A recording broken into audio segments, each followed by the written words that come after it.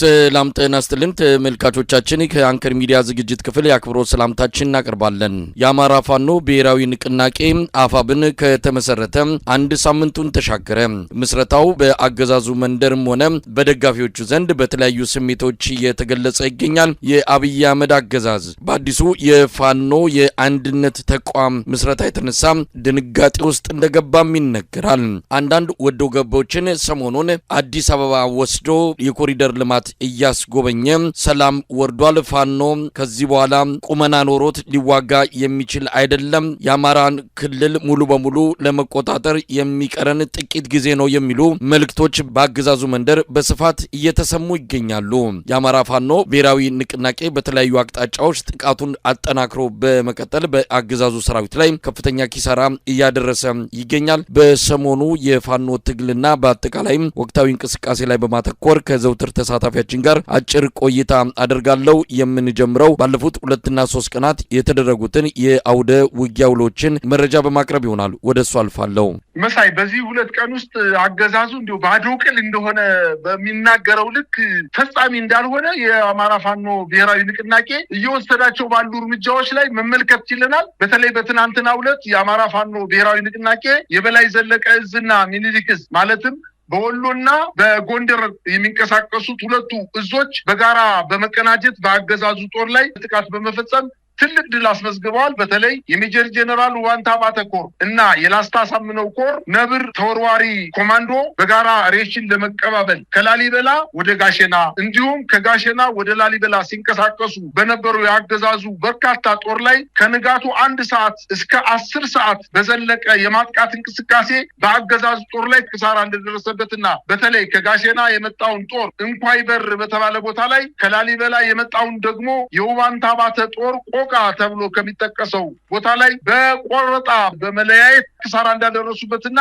ሲያዙትን ስንቅና ትጥቅ ለማቀባበል እንኳን ከላሊበላ ወደ ጋሸና ሙሉ ሰራዊት መንቀሳቀስ እንደማይችል እንዲሁም ለመቀበል እንኳን ከላሊበላ ተነስቶ ወደ ጋሸና ሙሉ ሰራዊት መምጣት እንደማይችል ግማሽ መንገድ እንምጣ በማለት ከመድረሳቸው በፊት የፋኖ ኃይሎች ሁለቱ ጎንደርና የወሎ እዞች በጋራ በፈጸሙት ማጥቃት ከባድ ጉዳት እንዳደረሱበት ነው መረጃዎች እያመላከቱ የሚገኙት። በሌላ ዜና እንዲሁም በመርሳ ከተማ ላይ ከደሴ ወደ ወልዲያ ሲጓዝ በነበረ የአገዛዙ ኮንቮይ ወታደራዊ ፓትሮል ላይ ጥቃት ተፈጽሞ ከ30 በላይ የሰራዊቱ አባላት እንደተገደሉና በተለይ ባለሽርጡ ክፍለ ጦር በሲኖትራ በ2 ሲኖትራክና በአንድ ፓትሮል ሲጓዝ በነበረ የአገዛዙ ጦር ላይ በአርፒጂ በተፈጸመ ጥቃት 2ቱም ሲኖትራክና አንድ ሙሉ ወታደራዊ ፓትሮል መኪኖች ተቃጥለው ተጭነው ሲሄዱ የነበሩ የመከላከያ ሰራዊት መደምሰሳቸውና 3ቱ መኪኖችም በሳት መጋየታቸውን መረጃዎች እያመላከቱ ይገኛሉ። በሌላ ዜና እንዲሁ በቋራ በተለይ በሙር በተባለው አካባቢ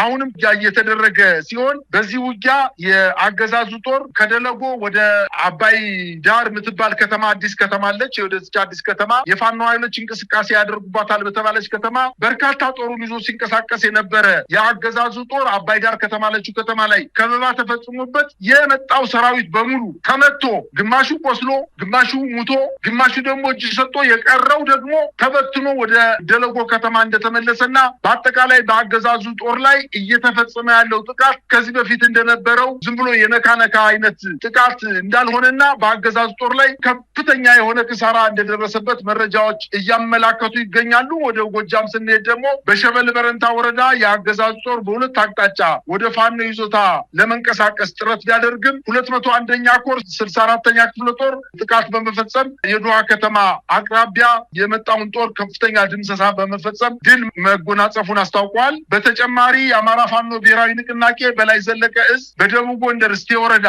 ከደብረ ታቦር ከመካነ ኢየሱስ ደንጎለት የተነሳው የአገዛዙ 804ኛ ኮር እንዲሁም ከደራ አርብ ገበያ በ2 አቅጣጫ የእስቴን ዳንሳን ብርጌድ ለመምታት የተጓዘ ቢሆንም ገና መምቻ ከተባለ ቦታ ላይ ራሱ ተመቶ ወደ ኋላ መበተኑ እና ወደ መጣበት መመለሱን አስታውቋል። ከደራ ሐሙሲት ወረዳ አርብ ገበያ እና እስቴ ወረዳ መካነ ኢየሱስ የተነሳው የአገዛዙ ጦር ደንጎለት እስከ ገና መምቻ ባካለለ ቦታ ላይ ከፍተኛ መልሶ ማጥቃት ደርሶበት ተበትኖ እንደተመለሰና እንዲሁም ከስማዳ ወረዳ ወገዳ የተነሳው ጦር በጸዶዬ አቅጣጫ ቢያቀናም ያሰበው እንዳልተሳካለትና ተመቶ ወደ ኋላ መመለሱን ነው መረጃዎች የሚያመላክቱት። በተለይ ሸምበቂት በተባለ ቦታ ላይ አንድ ሙሉ ሻለቃ የመከላከያ ሰራዊት ሙሉ በሙሉ ማለቁን ነው መረጃዎች ያመላከቱ የሚገኙት። በአጠቃላይ በየተደረገ ባለው ጦርነት የአገዛዙ ጦር ለማጥቃትን በሄደበት በምሽግን ተቀምጦ ራሱን ለመከላከል ጥረት በሚያደርግበት አካባቢ ከፍተኛ ክሳራ እየደረሰበት እንደሆነ ነው መረጃዎች እያመላከቱ የሚገኙት። ከዚህ በተጨማሪ የአገዛዙ መከላከያ ሰራዊት አባላት 601ኛ ኮር 52ኛ ክፍለ ጦር እና 6ኛ እዝ 605ኛ ኮር 14ኛ ክፍለ ጦር በመክዳት በርካታ የአገዛዙ ጦር ከሰራዊቱ በመጥፋት ለፋኖ ኃይሎች እጁን በመስጠት ላይ እንደሚገኝና በዚህ ላይ በጣም የሚገርመው ነገር በርካታ የአገዛዙ ጦር ከኦሮሚያ ክልል በመነሳት በርካታ ቀናትን በእግራቸው ተጉዘው ጎጃም 206ኛ ኮር 34ኛ ክፍለ ጦር ወይም አብራጅት ብርጌድን መቀላቀላቸውን አስታውቀዋል። ለሶስት ተከታታይ ቀናት የፋኖ ኃይሎችን ለመቀላቀል 3 ሙሉ ቀንና 3 ሙሉ ሌሊት ተጉዘው በምስራቅ ጎጃም አብራጅት ብርጌድን መቀላቀላቸውን ይሄ የሚያሳየው ትልቅ እድል ቢያገኙ አብዛኛው የመከላከያ ሰራዊት እየጠፋ የአገዛዙ ጦር መቀላቀል እንደሚፈልግ ነው መረጃዎች የሚያመላክቱት። በዚህ በተጨማሪ ከ60 በላይ አባላት 2 ብሬን 45 ክላሽ በመያዝ ፋኖን መቀላቀላቸውን አስታውቋል። እነዚህ የአገው ተወላጆች በጎጃም አካባቢ የአገዛዙ ጦር ለመዋጋት በግላቸው ከፋኖ እንቅስቃሴ ውጭ በመሆን በአገዛዙ ጦር አኩርፈው ውጊያ ሲያደርጉ የነበሩ ኃይሎች የፋኖ ኃይሎች አንድነትን ከፈጠሩበት ቀን ጀምሮ ለመቀላቀል ከፍተኛ ጥረት ሲያደርጉ እንደቆዩና ጊዜው ሲመቻቸው 60 የሚኒሻ አባላት 2 ብሬና 45 ክላሽ ይዘው የፋኖ ኃይሎችን ተቀላቅለዋል። እንግዲህ በርካታ የሰራዊት አባላት የከዱ ፋኖ ኃይሎችን እየተቀላቀሉ እንደሚገኙ እንግዲህ አሁን በዚህ ዜና ለመጥቀስ በጣም አስቸጋሪ ነው። በርካታ ቁጥር ያለው በሰሜን ሸዋ፣ በምዕራብ ጎጃም፣ በምስራቅ ጎጃም እንዲሁም በደቡብ ጎንደርና በሰሜን ወሎ አካባቢ በርካታ ቁጥር ያለው የሰራዊቱ አባላት እየፈረሰ በተለይ በዋናነት አመራሩ የመስመራዊ መኮንን 50 አለቆቹ፣ 10 አለቆቹ፣ የቡድን መሪዎቹ፣ የጋንታ መሪዎች፣ የሻምበል መሪዎችና የሻለቃ መሪዎች ሰራዊታቸውን እያያዙ ከፋኖ ኃይሎች ጋር እየተቀላቀሉ እንደሚገኙ ነው መረጃዎች እያመላከቱ የሚገኙት። ይሄ በተለይ የአማራ ፋኖ ብሔራዊ ንቅናቄ ምስረታን ተከትሎ እየከዳ ያለው እጅ እየሰጠ ያለው በራሱ ጊዜ ምድብ ቦታውን ትቶ ወደ ፋኖ መንደር እየገባ በከፍተኛ ቁጥር ሰራዊቱ እየመጣ ያለበት ሁኔታ ለአገዛዙ የጦር ሹማምንቶች ራስ ምታት እንደሆነ ይነገራል። የምስራቅ እዝ አዛዥ ሌተናል ጀነራል ማመር ተሰማ ለአብይ አህመድ ያቀረበው ሪፖርት ላይ ከአንድ እዝ ብቻ በ6 ወር ውስጥ 23000 ሰራዊት የገባበት አይታወቅም የሚል ሪፖርት እንዳቀረበ ነው የሰማ ነው። ከአንድ እዝ ብቻ 23000 ሰራዊት በጣም ከፍተኛ ቁጥር ነው። እንግዲህ ምን የቀረ ነገር አለ ነው? አብይ ምላስ ላይ የኢትዮጵያ ቴሌቪዥንና ፋና ቴሌቪዥን ላይ ካልሆነ በስተቀር የአብይ አህመድ ሰራዊት እውነት ለመናገር ራሱንም ለመጠበቅ የሚችል አልሆነም። የአማራ ፋኖ ብሔራዊ ንቅናቄ ምስረታ እንዲሁም ይዟቸው የመጣው አዳዲስ መልእክቶች በብልጽግናው መንደር ከፍተኛ ፍርሃት እንደፈጠረ በብዙ ነገሮች እያየን እንገኛለን። ሰራዊቱም ጥያቄ እያነሳ ነው። የወንድሞቻችንን ደምና አጥንት እየገበርን አስክሬናችን ሳይነሳ ጥለን እየሸሸን እረፍታተን እስከ መቼ እንደዚህ እንዘልቃለን ብለው የበላይ ሹማምንቶችን እያፋጠጡ ይገኛሉ።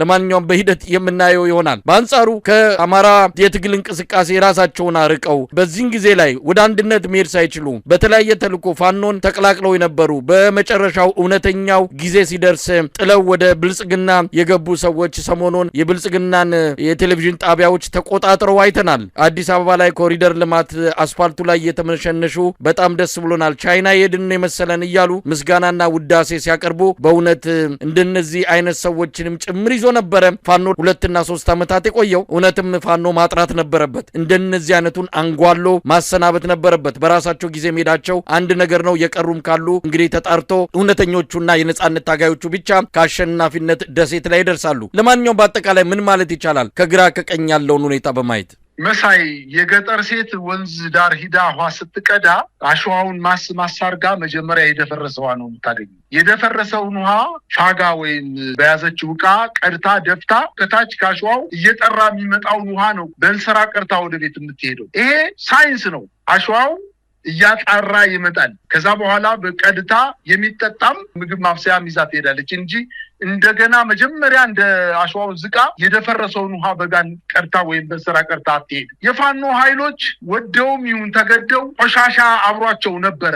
ያንን ልክ እንደ በፋጋ ቀድተው ቆሻሻውን እንደሚያስወግዱት ሁሉ ቆሻሻው ሲሄድ ወደ ላካቸው ወደ ብልጽግና ወይም ትግሉ ዓላማው ሳይገባቸው የሄዱ ሰዎች በ15 ቀን ጊዜ ውስጥ አዲስ አበባን እንቆጣጠራለን ብለው ገምተው የሄዱ ሰዎች ወይም የግል ጥቅማቸውን ታሳቢ አድርገው የሄዱ ሰዎች ሲመለሱ ፋኖች እኮ አንዱ ነው በበርካታ ቦታዎች ላይ በመንግስት ላይ ከፍተኛ ስጋት ብቻ ሳይሆን ከፍተኛ ጥቃት ፈጽመው ድል እየተጎናጸፉ ነው የሚገኙት። ይሄ ያስፈረገገው ስርዓት ተጨማሪ የፋኖ ኃይሎች ወደ ከተማ እንዲገቡለት እጅ እንዲሰጡለት ለማድረግ እነዚህን ሰዎች በከተማ በግልጽ ቱሪስት በሚንቀሳቀስበት ባስ እያስጎበኛቸው ነው የሚገኘው። እነዚህ ሰዎች ቀድሞ ነገር የአዲስ አበባን የኮሪደር ልማት ለማድረግ እኮ የግዴታ በረሃ ሂደው የፋኖ ኃይሎች ላይ ተቀላቅለው ተመልሰው መምጣት አይጠበቅባቸውም ነበረ። የሚጎበኝለት ኃይል ይፈልግ ነበረ። አንተ ጥሩ ሰርተሃል፣ ከዚህ በፊት ከነበረው ስርዓት በላይ ከተሞችን አሳምረሃል፣ አስፋልቶችን አሳምረሃል፣ ቤቶችን ቀለም ቀርተሃል የሚለው ኃይል ይፈልግ ነበረ። እነዚህ ሰዎች ከበረሃ ነው የመጡት። ልብሳቸው በላያቸው ላይ ቆሽሾ ሊሆን ይችላል፣ ጫማቸው ተጣሞ ሊሆን ይችላል፣ ፊታቸው ከስቶ ሊሆን ይችላል። እንግዲህ ቁንጅና ሳሎን ውስጥ አስገብቶ ፀጉራቸውን ከርክሞ ጺማቸውን አስተካክሎ የቱርክ ሱፋ ልብሶ በጣም በዘመናዊ መኪና ከተሞችን ሲያንቀሳቅስ ፋኖ ኃይሎች ተማለው ወይንም እነዚህ ሰዎች ድሎት ተመልክተው ይመጣሉ የሚል የፖለቲካ ቅስቀሳ እያደረገ ነው ያለው። ነገር ግን በዋናነት እውነተኛ የፋኖ ታጋዮች ወደ ጫካ የገቡት ድንጋይ ተንተርሰው የሚያድሩት በላያቸው ላይ ሚግ እየሄደ ድሮውን እየተተኮሰ ጎናቸው ጓዳቸው እየሞተ እየቆሰለ በሳት ባህር እየተራመዱ ያሉት የአማራን ሕዝብ ነፃ ለማውጣት ነው እንጂ እነሱ የኮሪደር ልማትን ለማድነቅ አይደለም። እነዚህ ሰዎች መጀመሪያ ሐሳዊ ፋኖዎች ናቸው። እነዚህ ሐሳዊ ፋኖዎች ባገኙት አጋጣሚ ሁሉ ከድተው ከመንግስት የተለየ ጥቅም ለማግኘት መጥተዋል። ጥቅማቸውንም ይሰጣቸዋል። ነገር ግን እውነተኛ የአማራ ልጆች አሁንም ድንጋይ ተንተርሰው እንደ ዳጉሳ በራይ እያበራዩት እንደሚገኙና ከፍተኛ ጭንቀት ውስጥ እንዳለ ነው መንግስት አሁን መረጃዎች እያመላከቱ የሚገኙት። ምናልባትም በበርካታ አካባቢዎች በዚህ በቅርብ ሰሞን የፋኖ ኃይሎች አንድ ከሆኑ በኋላ መንግስት ከፍተኛ ስጋትና ፍርሃት ውስጥ ወድቋል። ይሄ ፍርሃትና ስጋት ጤነኛ ፍርሃትና ስጋት አይደለም። እጅግ በጣም ፈርቷል። ይሄ ፍርሃት ምናልባትም ጉዳዩን ወይም ችግሩን አውጥቶ የምስራቅ አፍሪካ ችግር ለማድረግ የጎረቤት ሀገሮችን ሁሉ ሊተናኮስ ይችላል። ሽንፈቱን አምኖ ለማዋጥ የተቸገረ ስርዓት ስለሆነ እያንዳንዱን የፋኖ በትር ለሌሎች ኃይሎች ነው እየሰጠ የሚገኘው። ሲፈልግ የፋኖ ኃይሎች በህወሓት ኃይሎች ታግዘው መቱኝ፣ በኤርትራ ኃይሎች ወይም በሻዕቢያ ኃይሎች ታግዘው መቱኝ፣ ምናልባትም በሱዳን ኃይሎችም ታግዘው መቱኝ። እንግዲህ መውደቂያ ጊዜው እየደረሰ እንደሆነ ስለሚታወቅ በህይወት እንዳለ አቅም እንዳለው ጉልበት እንዳለው መደፈር እንደማይችል እየተናገረ ቢገኝም የጎረቤት ሀገሮች ድንበሯን ተሻግረው ባለበት በዚህ ሰዓት መንግስት አለ ማለት አይቻልምና አሁን የፋኖ ኃይሎች በጣም የሚቸገሩት ምናልባትም ይህን ስርዓት ከጣሉ በኋላ ምን አይነት ስርዓት ነው መቋቋም ያለበት? የኢትዮጵያ ህዝቦችን ያማከለ የጋራ መንግስት ልናቋቁም የምንችለው በምን አይነት መንገድ ነው የሚለው ካልሆነ በስተቀር ይሄ ስርዓት ቅንቅን እንደበላው አገዳ ተበልቶ ያለቀ ፋኖዎች እንኳን ባይጥሉት በራሱ ኃጢአትና በደል ሊወድቅ እንደሚችል ነው አጠቃላይ መመልከት የሚቻለው። መሳይ እንግዲህ ያለውን ሁኔታ እንከታተላለን። የአብይ አህመድ ሰሞንኛ እንቅስቃሴ በግራም በቀኝም እያደረጋቸው ያሉት መፈራገጦች ከምንም በላይ የፋኖ ግስጋሴ ስጋት ውስጥ የከተተው ለመሆኑ አስረጂ የሚያስፈልገው ጉዳይ አይደለም። የአንዲት ትንሽዬ ሀገር ገንዘብ ስላላት ለሷ የኢትዮጵያን ህዝብ አሳልፎ የሰጠ ግለሰብ ምን ሞራል አለውና ነው በአደባባይ ወጥቶ ስለሌላው ለመናገር የሚዳፈረው የሚለው ያው አስተዳደግም የእውቀትና የልምድ ጉዳይ የሚጠይቀው ነው። አብይ ከዚህ ሁሉ ነፃ የሆነ ሰው ነው። ምንም ነገር የሚፈራው የለም። ምክንያቱም የሚገድበው ይሉኝታ እውቀትም ሆነ እውነት የለውም። የፋኖ እንቅስቃሴ ምናልባት ይህን ሁሉ ጠራርጎ የሚያጠፋ ይሆናል። ብዙ ታምራቶችን እንጠብቃለን ብሏል አርበኛ ጌታ አስራደም። እንግዲህ አንድ ሆነዋል።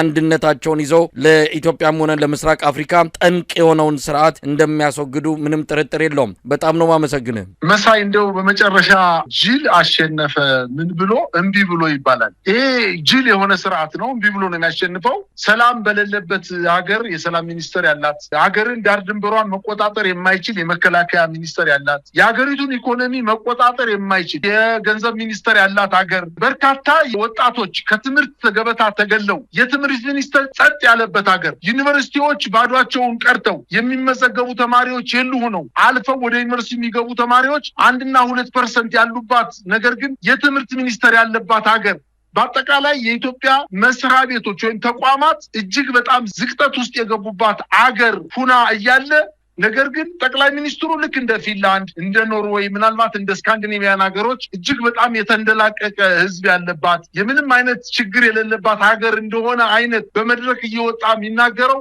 ፍርሃቱ ነው እንደዚህ የሚያስጨው ስጋቱ ነው እንደሚያስጨው ይህን ስርዓት አስወግዶ ቀጣይ የኢትዮጵያ ህዝቦች በጋራ መልካም የሆነ አስተዳደር ሊፈጥሩ መታገል መጠንከር ስርዓቱን ለመጣል ከፋኖም ከሌሎችም ትጥቅ አንስተው ከሚታገሉ ኃይሎች ጋር በጋራ አብረው መታገል እንዳለባቸው ነው እግረ መንገድ የማሳሰብ የምፈልገው። መሳይ በጣም ነው ማመሰግነው። ተመልካቾቻችን በወቅታዊ የፋኖ እንቅስቃሴ መነሻ አድርገን ያቀርብንላችሁ መሰናዶ በዚሁ ተጠናቋል። መልካም ቀን፣ መልካም ጊዜ።